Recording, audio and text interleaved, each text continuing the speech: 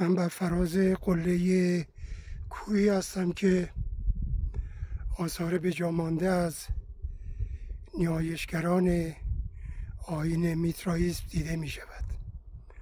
سنگ های بدون ملاتی که بر روی هم چیده شدند و برای آنها یک معبد بوده است. شاید از من سوال شود که چه دلیلی دارید که چنین راسخ و محکم سخن میگویید؟ دلیل من نقاشی خورشید است بر روی تخت سنگی که اینجا آفریده شده است. آثاری که دیده میشوند نمایه‌ای از گذشته های دور مردمانی هستند که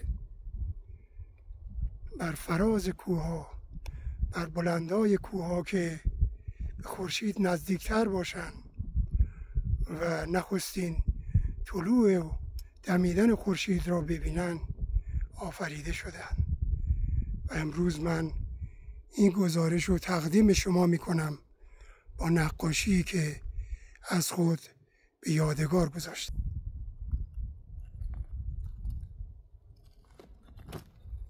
آثار سنگچین ها رو میبینیم.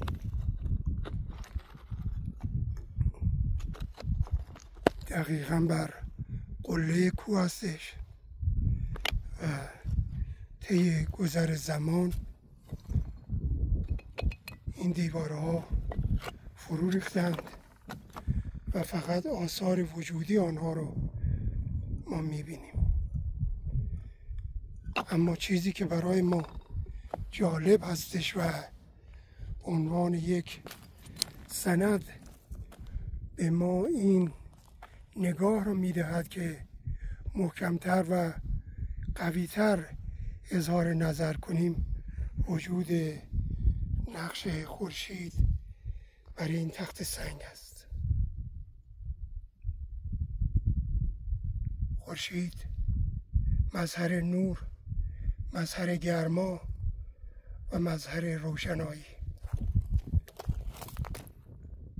مردمان گذشته برای آن احترام و جایگاه قابل نیایشی بر خود واجب می‌دانستند که در موقعیت‌های خاصی از آن قدردانی بکنند و آن را سپاس بدارند.